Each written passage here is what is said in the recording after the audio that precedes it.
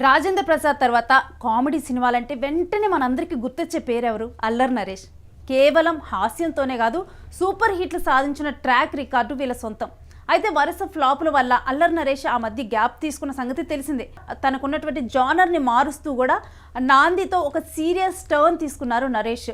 అయితే అలాంటి నరేష్కి మళ్ళీ కూడా ఫ్లాప్లు పలకరించడం మొదలుపెట్టాయి.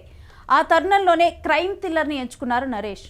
ఈ నేపథ్యంలో క్రైమ్ థ్రిల్లర్ని ఎంచుకున్నారు అల్లరి నరేష్. ఇక అలాంటి ఒక క్రైమ్ థ్రిల్లరే 12A రైల్వే కాలనీతో ప్రేక్షకుల ముందుకు వచ్చాడు. మరి ఈ మూవీ ఎలా ఉందో ఇప్పుడు రివ్యూలో చూసేద్దాం.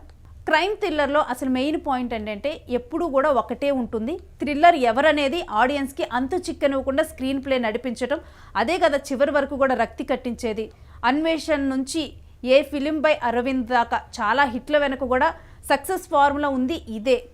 దీనికి కాస్తంత హారర్ మిక్స్ చేస్తే అదో డిఫరెంట్ ఎక్స్పీరియన్స్ ఇచ్చి థ్రిల్ చేసే అవకాశం కూడా ఉంటుంది.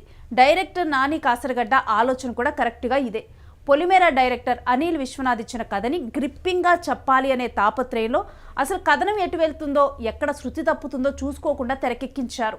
ఫస్ట్ హాఫ్లో అల్లరి నరేష్ పరిచయం ఉంటుంది. అతని స్నేహితులతో చేసే పనులు, హీరోయిన్తో లవ్ ట్రాక్, పాట, ఇదంతా కూడా రొటీన్గా ఏ మూవీలో అయినా ఉండేదే. ఆ రొటీన్ టెంప్లెట్ ఇక్కడ కూడా అలానే రొటీన్గా వెళ్ళిపోతుంది. ఎక్కడా కూడా ఆసక్తి కలిగించే సన్నివేశాలు అయితే పెద్దగా జరగవు.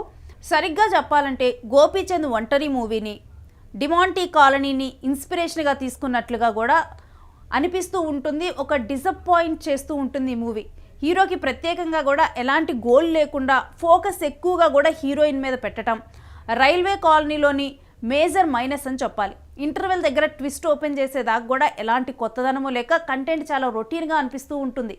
సరే, జరిగిందేదో జరిగింది. సెకండ్ హాఫ్లో సక్సెస్ అయ్యి మనల్ని ఉక్కిరి బిక్కిరి చేస్తుంది అనుకుంటే ఇంకా నిరాశపరుస్తుంది.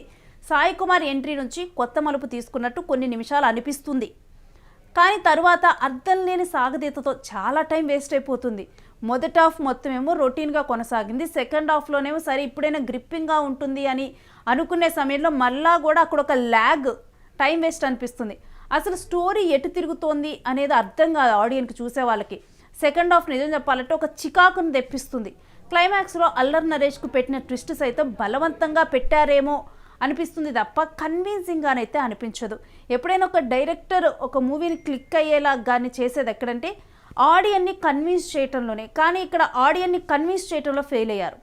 మెయిన్ ప్లాట్ కాస్త కొంతవరకు ఓకే అనుకున్న తర్వాత దానికి హారర్ ఎలిమెంట్స్ను జోడించడం, దానికి మళ్ళీ విలన్ కొడుకుకు సంబంధించిన జబ్బుతో ముడిపెట్టడం అంతా చాలా గందరగోళంగా అనిపిస్తుంది.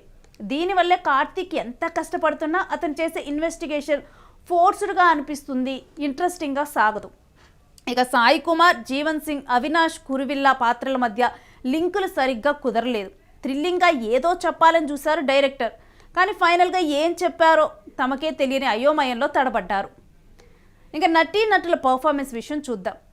నటన పరంగానైతే అల్లరి నరేష్ ప్రయత్నంలోనైతే లోపం లేదు. ఎందుకంటే అల్లరి నరేష్ ఇప్పటివరకు ఎన్ని సినిమాలు చేసినా, ఎన్ని జోనర్స్ చేసినా కానీ అల్లరి నరేష్ ప్రతి పాత్రలో కూడా చాలా అద్భుతంగా నటిస్తూ ఉంటాడు.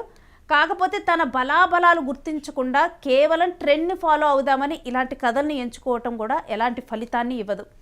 కామాక్షి, భాస్కర్లకు మంచి స్కోప్ దక్కిన ప్రయోజనం లేకుండా పోయింది.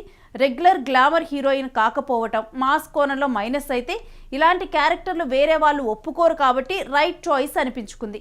ఇక వైవా, హర్ష, గెటప్ సీను, సద్దాం కామెడీ కొంచెం పర్వాలేదు అనిపించింది, కానీ ఆ కామెడీ పేలలేదు. ఇక టెక్నికల్గా 12A రైల్వే కాలనీలో స్టాండర్డ్స్ లేవు. బీమ్స్ సిసిరోలియో నుంచి వచ్చిన మరో పూర్ అవుట్పుట్ ఇది. ఒక పాట బాగున్నా మిగతా అంతా కూడా చాలా నార్మల్గా ఉంది. బీజిఎంలో సౌండ్ ఎక్కువైపోయింది.